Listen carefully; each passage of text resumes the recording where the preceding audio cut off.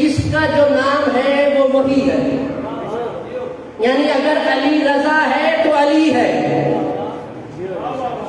اگر علی رضا ہے تو علی ہے، یعنی علی ابن ابی طالب ہے. اور اگر محمد تقی ہے تو محمد ہے. اور اس محمد تقی کے لیے خود رسول اللہ نے اپنے زمانے میں کہا تھا کہ خوش نصیب ہوگا جو میرے بیٹے محمد تقی کی زیارت کرے گا اور اسے امام مانے گا. کیوں؟ کیونکہ اس کا جسم میرا جسم ہوگا، اس کا اسم میرا اسم ہوگا. تو اس مولا ان ہاتھوں کو سلامت رکھے، کیونکہ رسول نے اپنے زمانے میں، اور یہ ہمارے امام ہے جن کا بتایا رسول نے اپنے زمانے میں، رسول نے کہا اسمہ اسمی، جسمہ جسمی، روحہ روحی، علمہ علمی. اس کا علم میرا علم ہوگا. رسول کی بات میں یقین ہے یا نہیں؟ رسول نے کہا اس کا جسم میرا جسم، اس کا اسم میرا اسم. جب جسم بھی محمد والا ہے، اسم بھی محمد والا ہے، پھر یہ محمد ہے. حدیث تو آپ کو یاد ہے، کلنا محمد. اسم میں بھی محمد ہے، جسم میں بھی محمد ہے. پتہ نہیں آپ کہاں بیٹھے ہیں اور میں کس کو کہاں جواب دے رہا ہوں. محمد تقی اسم میں بھی محمد مصطفیٰ ہے، جسم میں بھی محمد مصطفیٰ ہے. اور اللہ فرماتے ہیں جس نے میرے محمد کو اذیت دی، اس نے مجھے اللہ کو اذیت دی، اس کا ٹھکانہ جہنم ہے. تو جس نے محمد تقی کے لیے بکواس کی، گویا اس نے محمد مصطفیٰ کو کہہ کر اللہ کو کہا ہے. اس نے اللہ کے خلاف زبان درازی کی ہے، کیونکہ اللہ نے کہا جس نے محمد کو. بیٹھے کے چلے گئے، گھبرا تو نہیں گئے. اتنی گرمی نہیں ہے، میں بھی آپ کے ساتھ بیٹھا ہوں. ایسے موضوع بھی سنا کریں لطف والے ہیں. اس میں بھی محمد، جسم میں بھی محمد. اور کمال یہ ہے بیٹے علی کے ہیں، بیٹے علی ہیں، علی کے ہیں. اور لوگوں کو اللہ نے سمجھایا ہے کہ تو محمد سے علی اور علی سے محمد نکالنا. یعنی جب بھی علی سے نکلے گا محمد نکلے گا، محمد سے نکلے گا علی نکلے گا. وہ اس لیے کہ دو نہیں ہے، ایک ہے. دو نہیں ہے، ایک ہے. یہ تو لوگوں کو سمجھانے کے لیے اسم رکھے ہیں کہ یہ علی ہے، یہ حسن ہے، یہ حسین ہے. اسم ہوتا ہے پہچان، تاکہ چہرہ لے کے پہچانا جائے یہ حسن ہے، یہ حسین ہے، یہ زین العابدین ہے، یہ محمد باقر ہے، یہ جعفر صادق ہے، یہ موسیٰ کاظم ہے، یہ علی رضا ہے، یہ محمد تقی ہے. اسم سمجھانے کے لیے ہے، ورنہ نور بھی ایک ہے اور جسم بھی ایک ہے. اللہ نے ایک محمد بنا کر پھر دوبارہ دفعہ کل کہا سارے محمد بنے. محمد ایک بنایا اللہ نے. یہ ہاتھ سلامت رہے جو پھر تاریخ میں نور ایک ہی بنایا. نور ایک بنایا، اسی نور کو پھر کن کہا. اور یہ کن بھی سمجھانے کے لیے ہے، ورنہ اللہ کن نہیں کہتا، وہ ارادہ کرتا ہے. اور جب کن کہا جاتا ہے وہ زبان سے کہا جاتا ہے، اور اللہ جسم میں نہیں رکھتا. کن سمجھانے کے لیے کہا. اور سارے جسم میں بھی، علم میں بھی. اور بات بھی سب کی ایک ہوگی، بات بھی سب کی ایک ہوگی. اور یہ رسول اللہ کی زبان سے نکلے ہوئے نام ہے، قاسم، تقی، نقی. کون سی زبان؟ جہاں سے قرآن جاری ہوا ہے. جو چپ بیٹھے ہو یا سننا نہیں چاہتے یا وہ منہ دکھانے کے لیے آئے ہیں کہ یہ جو اسم نکلے ہیں، جتنے بھی نکلے ہیں، آپ میرے موضوع کو سمجھ رہے ہوں گے کہ میں یہ کیوں دہرا رہا ہوں. قاسم، تقی، نقی، یہ اسم رسول کی زبان سے جاری ہوئے. رسول نے اپنے زمانے میں بتایا تھا کہ میرے بعد میرا جانشین علی ہوگا، علی کے بعد حسن ہوگا، حسن کے بعد حسین ہوگا، حسین کے بعد علی زین العابدین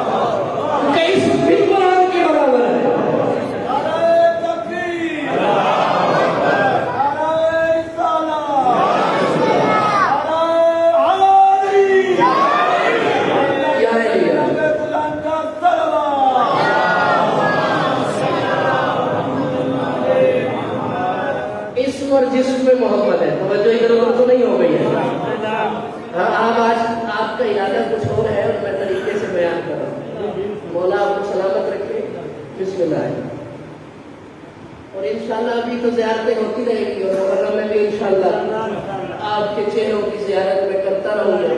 زیادہ نہیں تو کم از کم 10 دن تو کروں گا.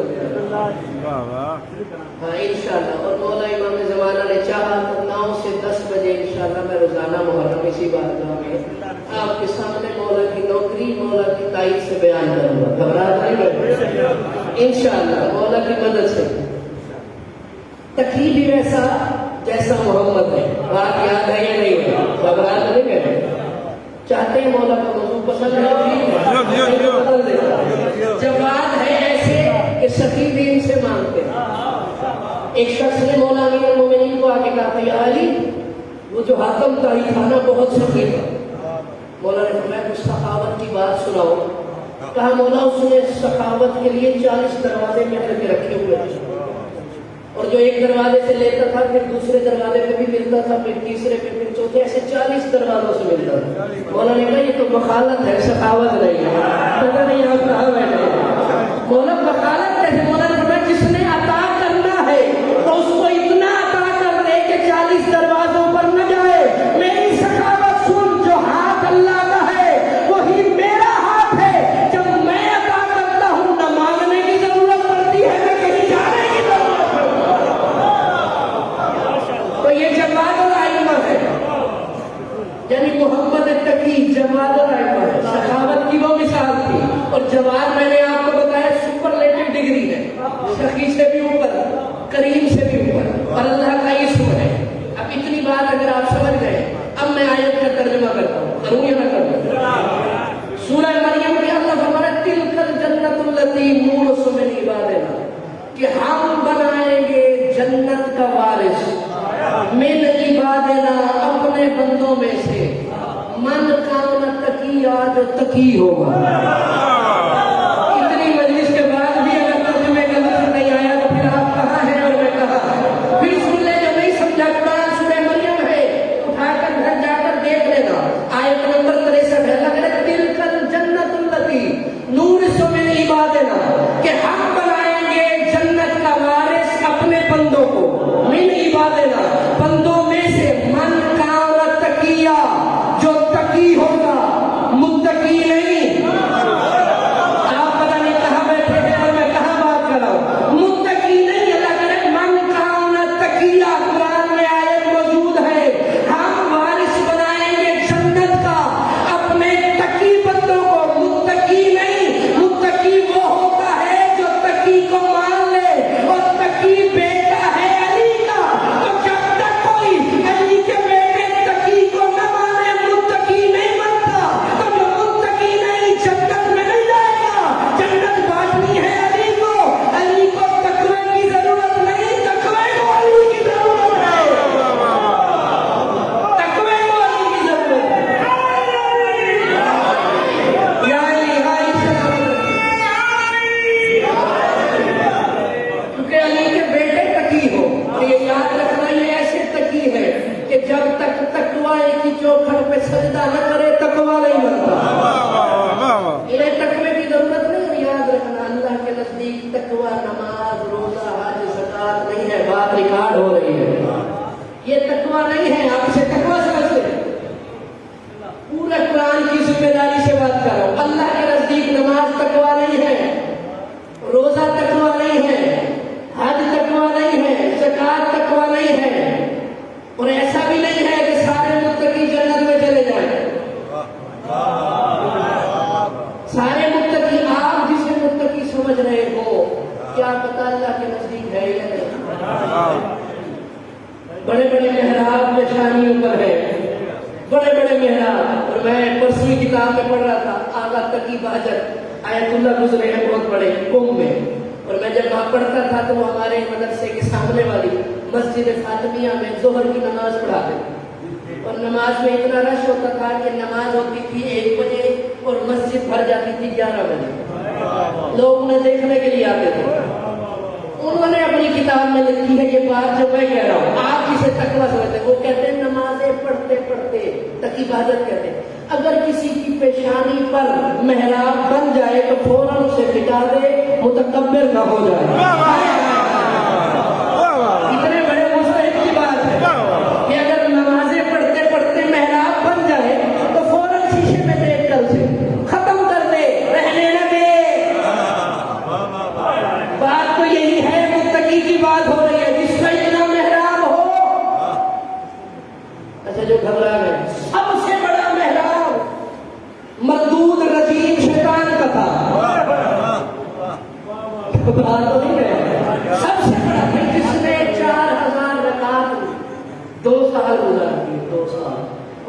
साल भी वो नूरी मलकूती यानी 2000 बनते हैं यहाँ।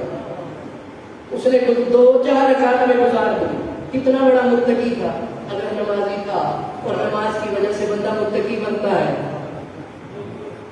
आप असल बात तो समझे नहीं ना, इसलिए लोग नमाजें पढ़ पढ़ के खुद को मुत्तकी समझ के खुद जन्नत में चले गए। जो बारिश से उन्हें बाहर निकाल दिया, घबराने तो नहीं बैठे, क्योंकि आपको पता नहीं चला ना। आपने समझा मेरा वाला मुत्तकी है, तस्बीह वाला मुत्तकी है।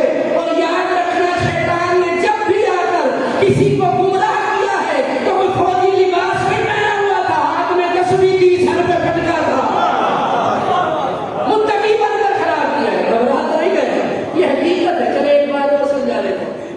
जनाब मूसा अलैहिस्सलाम के जमाने में जंगल में एक चीड़ी और चीड़ा बैठे, नर और मादा। असल भाई बात बड़ी लुत्फ वाली है। दोनों बैठे हुए थे, एक बंदा जंगल में दाखिल हुआ, बड़ा सोना खूबसूरत लिबास पाया, बड़ी ये के अबा जबरदस्त पहन के अंदर दाखिल हुआ जंगल में। तो चिड़िया ने उसे देखा, और देखते हुए चिड़िया ने कहा मूसा अलैहिस्सलाम के जमाने में कि मुझे लगता है ये शिकारी है, हम उड़ चले, नहीं हमें शिकार न कर ले।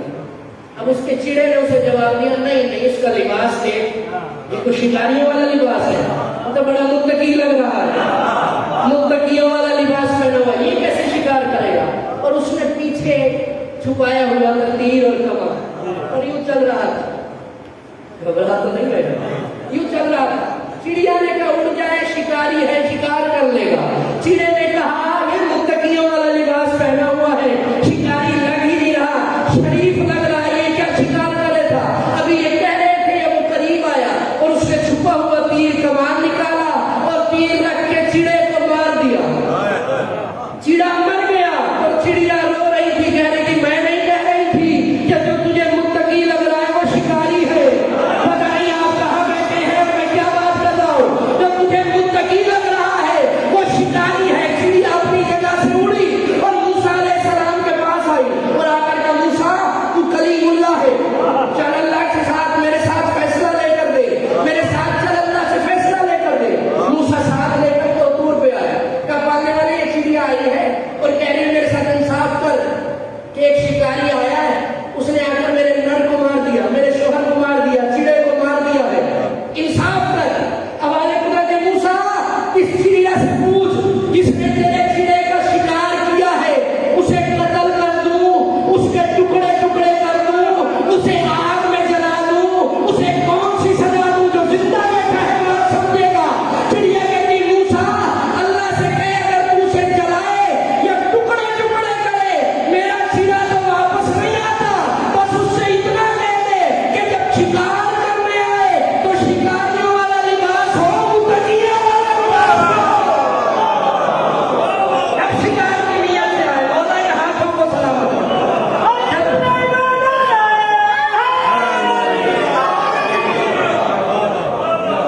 मौला सलामत रखे, इन हाथों को जब पहुंच गए वो सलामत रहे। मरने से, उसके मारने से, टुकड़े टुकड़े करने से मेरा वापस नहीं आएगा शोहर। बस इतनी इंतजाम से कह दे कि आइंदा जब शिकार करने के लिए आए, एक बार में कितने मसले हल हो गए। जब शिकार करने हैं तो शिकारियों वाला लिबास पहनकर आए, हमें पता तो चल जाए शिकार करने आया है, पता नहीं आप कहाँ बैठे हैं। तो ये कहता है कि तकवा होगा तो जन्नत जाएंगे, उसने भी लिबास बदला हुआ है। मैं कह रहा हूँ अगर आले मोहम्मद को भोगना है तो फिर लिबास वाला ना पहन, भोगने लिबास आले मोहम्मद का पहन। और बात भी आले मोहम्मद के खिलाफ करते हैं, और यही मौला सलामत रखे। और यही तरीका रहा है शुरू से। और अल्लाह कह रहे मैं वारिस बनाऊंगा। अल्लाह ने कह दिया तो बन गए, ये वारिस है। अब वारिस की मर्जी है अपनी मलकियत में किसी को आने दे या ना आने दे। और जब तक चीज नहीं मिलती तब तक वारिस होता है, और जब मिल जाए तो फिर मालिक होता है। और अल्लाह ने सूरह तहर में रजिस्ट्री भी लिख दी है, रजिस्ट्री भी लिख दी है। अब जो जन्नत के मालिक है, अब वो चाहे तो वो काम जन्नत में करे, चाहे तो जमीन पर करे, क्योंकि वो तो मालिक है। उनके लिए हर जगह। अच्छा जो घबरा गए, एक बंदा छठे इमाम के पास आया, اور اس نے آ کر کہا، اس نے آ کر کہا مولا سمجھنا بات، میری بات پڑھنے کے لیے نہیں ہوتی، لکھنے کے لیے ہوتی ہے. میں ایسے نہیں پڑھتا کہ پڑھ کے چلا جاؤں اور آپ کو وہ فیض ہی نہ پہنچے. یہ میں فیض پہنچا رہا ہوں. چھٹے امام کے پاس بندہ ہے، اس نے کہا مولا میرے لیے دعا کرے میں جنت میں چلا جاؤں. دعا کروا رہا امام سے، جیسا بھی تھا جو بھی تھا اسے یہ پتا تھا کہ یہ کہہ دے تو چلا جاؤں گا، اس لیے دعا کروانے کے لیے آیا. کہا مولا دعا کرے میرے لیے میں جنت میں چلا جاؤں. مولا نے فرمایا کیوں؟ کہا مولا دعا ہے، آپ کا حکم ہے دعا مانگ. مولا یہی تو مولا نے کہا میں پوچھ رہا ہوں تجھے کس نے کہا ہے یہ دعا مانگ؟ میری اپنی قسمت ہے. مولا نے فرمایا تجھے کس نے کہا ہے کہ یہ دعا مانگ کہ مولا دعا کرے میں جنت چلا جاؤں؟ کہا مولا کیا مطلب؟ مولا نے فرمایا سچے دل سے تیرے دل میں اگر محبت ہماری موجود ہے پھر جنت کی تمنا نہ کر، تو خود چلتی پھرتی جنت ہے. وہ جنت کی تمنا نہ کر، پھر تو چلتی پھرتی جنت ہے. اگر ہم تیرے دل میں یا علی سلامت رکھے، یا علی کہنے والا. مولا نے فرمایا اگر سچے دل سے ہماری محبت تیرے دل میں ہے تو خود چلتی پھرتی جنت ہے. چلتی پھرتی جنت ہے. اللہ کو کہو اب بتائے نماز روزہ تقویٰ ہے یا ان کی محبت؟ ان کی محبت. نماز روزہ تقویٰ نہیں ہے. اگر نمازی کو متقی مانتا تو اللہ لعنتی بنا کر نہ نکالتا. اور مولا نے فرمایا ہے اللہ اپنی عبادت سے اتنا خوش نہیں ہوتا جتنا ہم سے محبت کرنے سے خوش ہوتا ہے. اللہ کے نزدیک تقویٰ محمد والے محمد کی محبت ہے. یہ محبت ہوگی تو جنت جائے گا. پھر جائے گا کیا مطلب؟ چلتی پھرتی جنت ہے. اب دیکھ لینا اپنے اپنے دل کی کیفیت ہر کوئی خود جانتا ہے کہ دل میں کیا کیفیت ہے. اگر محبت، مولا سے کسی نے پوچھا تھا امیر المومنین سے، مولا ہمیں کیسے پتا چلے کہ ہم جس سے محبت کرتے ہیں وہ بھی ہم سے اتنی محبت کرتا ہے؟ میں یہ بات کسی اور پر نہیں پرکھتا، کبھی بھی اپنے مولا پر ہی پرکھتا ہوں کہ ہمیں جو امام زمانہ سے اتنی محبت پرکھتا ہوں. مولا ہمیں کیسے پتا چلے جس سے ہم محبت کرتے ہیں وہ بھی ہم سے اتنی محبت کرتا ہے؟ مولا نے فرمایا اپنے دل میں ہاتھ رکھ کر اندر تصور کرو کہ تم اس سے کتنی محبت کرتے ہو. جتنی تم کرتے ہو وہ بھی اتنی کرتا ہے. جتنی تم کرتے ہو وہ بھی اتنی کرتا ہے. مولا نے فرمایا اب آپ اپنے اپنے دلوں میں دیکھ لینا مولا سے کتنی محبت ہے. جتنی آپ کو محبت ہوگی، جتنی آپ کو تڑپ ہوگی ملنے کی، اتنی ادھر محبت ہوگی، اتنی تڑپ ہوگی، اتنی بے چینی ہوگی. اور ہمارے پاس تو 12 ایسے محبت کرنے والے کہ جن کی محبت اللہ کی محبت ہے، جن کا ذکر اللہ کی عبادت ہے، اور جو ہر طرح سے اس کے نمائندے ہیں، جو اس کی پہچان ہے. ان سے محبت کرنا، مولا نے فرمایا اگر اللہ ہم سے محبت واجب کر دیتا تو لوگ تب بھی اتنی محبت نہ کرتے جتنی دشمنی کرتے. اور یہ معیار محبت بتایا ہے مولا نے. اور محبت کبھی کسی کے کہنے پہ نہیں کی جاتی، اس لیے اللہ نے نہیں قرآن میں واجب کیا. مبدت کبھی سوال کیا ہے، واجب نہیں کرتی. واجب تو مجبوری ہوتی ہے. نہیں سمجھے بھائی؟ ہر دن روزانہ فجر اٹھ کر 2 رکعت پڑھنی ہے، نہ پڑھی تو کھلے پڑیں گے. یہ ہے واجب. یہ ہے مجبوری بھی بن جاتی ہے لوگوں کی، عادت بھی بن جاتی ہے. کئی عادت یہ ہے صبح کی نماز نہ ہوتی تو کیا ہوتا، ایسے بھی ہے کیونکہ واجب ہے، حکم ہے، کرنا ہی کرنا ہے. اللہ نے آل محمد کی محبت کو واجب سے بھی اوپر رکھا ہے، مگر خود واجب نہیں کہا. اللہ نے کہا میں صرف بتاؤں گا، اب دیکھوں گا جسے میں نے واجب نہیں کیا وہ محبت کون کرتا ہے. جو کر لے گا وہی جنت کا مستحق ہو جائے گا. واجب نہیں کیا وہ کر لیا ہے، جو کرے گا وہی مستحق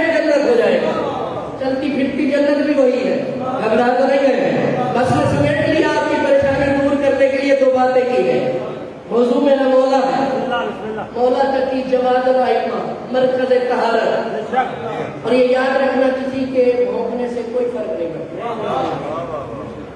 کوئی کچھ کہتا رہے. ہمارے لوگوں نے کیونکہ آئمہ کی سیرت نہیں پڑھی, آل محمد کی سیرت نہیں پڑھی, جلدی غصے میں آ جاتے ہیں اور جلدی پتہ نہیں کیا کیا بنا کر بھی پیش کر دیتے ہیں آج کل سوشل میڈیا. سیرت آل محمد نہیں پڑھی. ایک شخص شام سے آیا تھا, مولا حسن اسے سامنے مسجد کے باہر مل گیا. کسی نے بتایا یہ حسن ابن علی ہے, تو اس نے بکواس شروع کر دی مولا کے بارے میں, مولا علی کے بارے میں. مولا حسن چپ کر کے سنتے رہے, بات سننا اور سمجھ رہا ہے, چپ کر کے سنتے رہے, سنتے رہے, سنتے رہے, سنتے رہے. صحابی صاحب غصے ہوتے رہے. کہا مولا ہم اسے بتائیں, ہم اس سے پوچھیں. مولا نے روکی رکھا, سنتے رہے. اتنی دیر سنتے رہے کہ وہ تھک گئے. بکواس کر کر کے وہ شامی تھک گیا اور تھک کر چپ کر کے چلا گیا.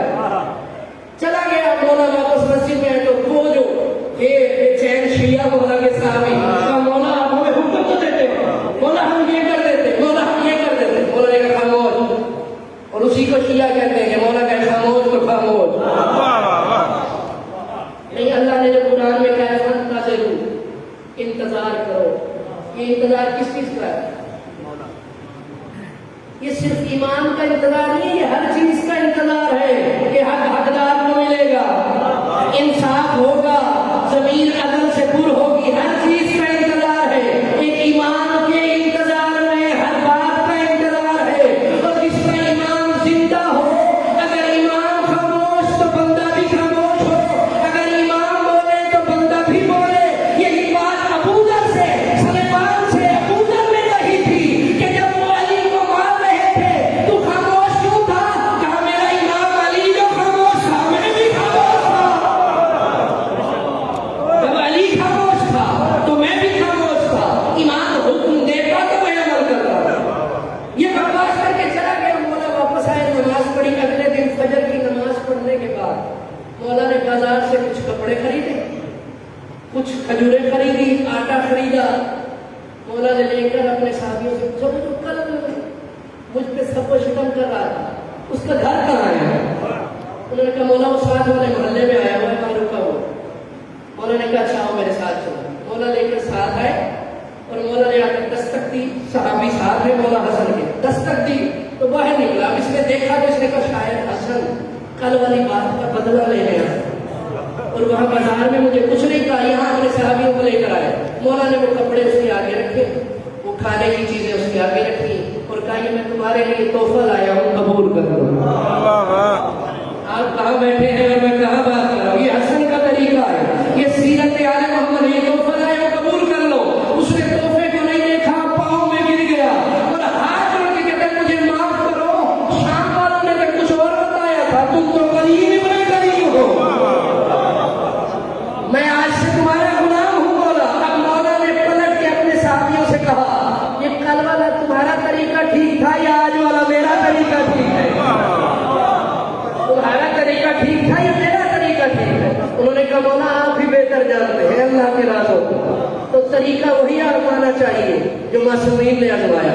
اور مولا کے پاس امام محمد تقی علیہ السلام کے پاس ایک شخص آیا. میں بات سمیٹ رہا ہوں, جو موضوع ہے وہی ہے, یہ تو بیچ میں باتیں آ جاتی ہیں تو بخل نہیں کرنا چاہیے. مولا کے پاس ایک شخص آیا, اس نے آ کر کہا مولا میرا باپ مر گیا ہے اور آپ کو ماننے والا نہیں تھا. امام تقی علیہ السلام کو, مگر اس کے پاس 10,000 دینار تھے اور وہ سونے کے تھے, اس نے کہیں چھپائے تھے.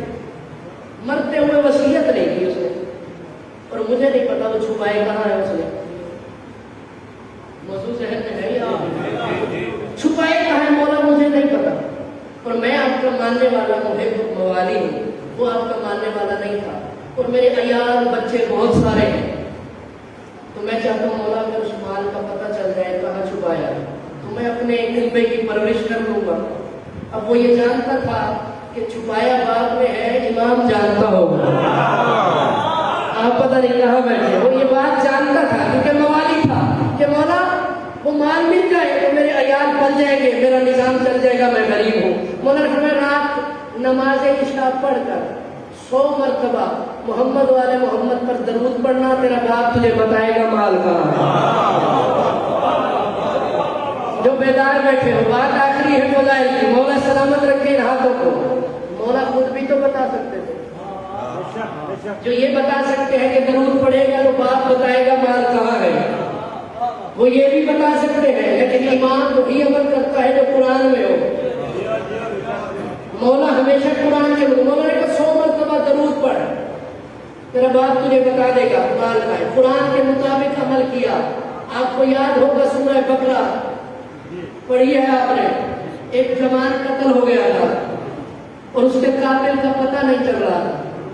اللہ نے کہا ایک گائے خرید کے لاؤ، ایک بکرا گائے کو کہتے ہیں، عربی میں بکرا کہتے ہیں، گائے خرید کر لاؤ اور اس گائے کو ذبح کرو، اس کا گوشت اس بچے کو لگاؤ، وہ جو نوجوان بنی اسرائیل میں قتل ہوا ہے اسے لگاؤ، زندہ ہو جائے گا، قاتل خود بتائے گا کون۔ اب کیونکہ موسیٰ نے بات کی اور اللہ نے موسیٰ سے کہی، تو وہ جو لوگ بیچ میں شک کی مقصر ہوتے ہیں انہوں نے کہا موسیٰ اللہ سے پوچھ کے بتا کیسی گائے ہو، یعنی مذاقاً انہوں نے کہا، جب کہا کیسی ہو تو اللہ نے کہا اس کی آنکھیں نیلی ہو۔ اچھا آنکھیں نیلی ہو اور کیسی ہو؟ اللہ نے کہا پوری زرد ہو، ایک بھی سفید نشان نہ ہو۔ اچھا پوری زرد ہو، پھر وہ بتاتے کہتے گئے، اللہ نشانیاں بڑھاتا رہا۔ پورے بنی اسرائیل میں ڈھونڈ ڈھونڈ کے تھک گئے، گائے نہیں ملی۔ یہ میں قرآن سنا رہا ہوں آپ کو، پورے بنی اسرائیل میں ڈھونڈ ڈھونڈ کے تھک گئے، وہ اللہ نے جو اتنی نشانیوں والی گائے بتائی وہ نہیں ملی۔ اب شرط یہی تھی کہ وہ گائے، اگر وہ گائے نہ ملی، وہ لڑکا زندہ نہ ہوا تو 70 لاکھ لوگ قتل ہو جاتے اس کے بدلے میں۔ اب ڈھونڈنے کے لیے پریشان، موسیٰ اللہ سے پوچھ، ہم تو ڈھونڈ ڈھونڈ کے تھک گئے ہیں، گائے کہاں سے ملے گی؟ اللہ نے موسیٰ کو بتایا اور موسیٰ نے بتایا فلانی بستی میں ایک یتیم لڑکا رہتا ہے، گائے اس کے پاس ہے۔ تو بیدار بیٹھے ہو اور بات کو متصل کر رہا ہوں مولا کی بات سے، فلانی بستی میں ایک یتیم لڑکا رہتا ہے، اس کے پاس میں ایک ہی گائے ہے، اور وہ یتیم لڑکا بھی ایسا تھا کہ صرف ایک گائے تھی، ایک ماں تھی اور ایک تھوڑی سی چھوٹی سی جگہ رہنے کی، اور کچھ بھی نہیں تھا اس کے پاس۔ ادھر یہ کہا، ادھر وہ لینے کے لیے چل پڑے اس بستی کی طرف، ادھر وہ بچہ یتیم گائے لے کر اپنی وہ چرانے کے لیے چراگاہ میں آ گیا۔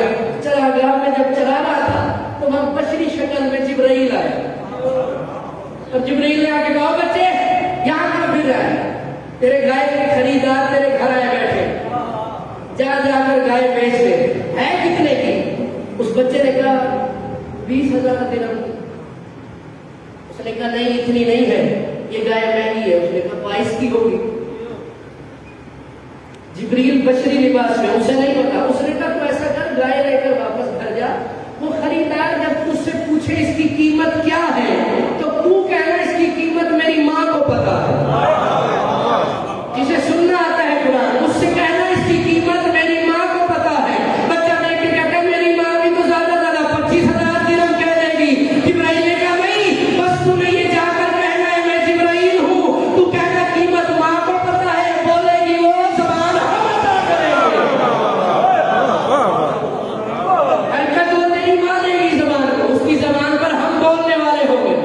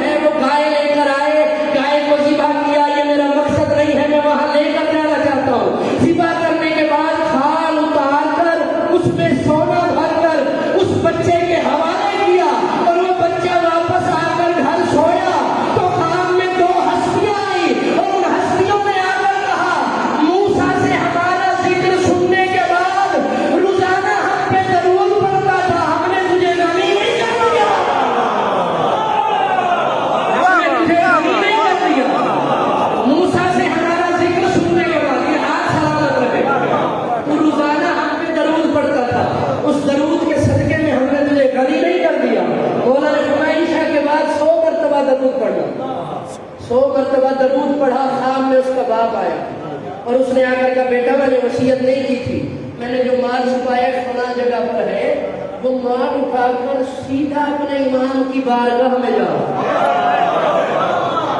وہ بیدار بیٹے سیدھا اپنی امام کی بارگاہ میں جا اور یہ مال ان کو ہدیہ کر اور ان کو شکریہ بھی ادا کر کہ جب تک تو ان کے پاس نہیں گیا تھا میں عذاب میں تھا، تیرا امام اتنا قریب ہے، عذاب سے نکلوا کر تیرے ساتھ ملایا،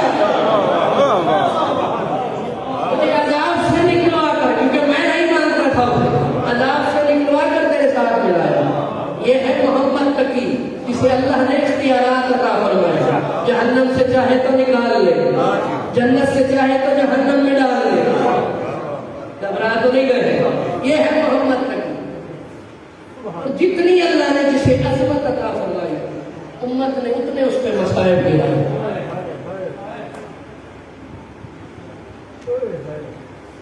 بہت سخت مصائب ہے اس امام کی، جس کی حیا نکل گئی ہے شاید اس کے دل میں بہت محبت ہے اس امام کی،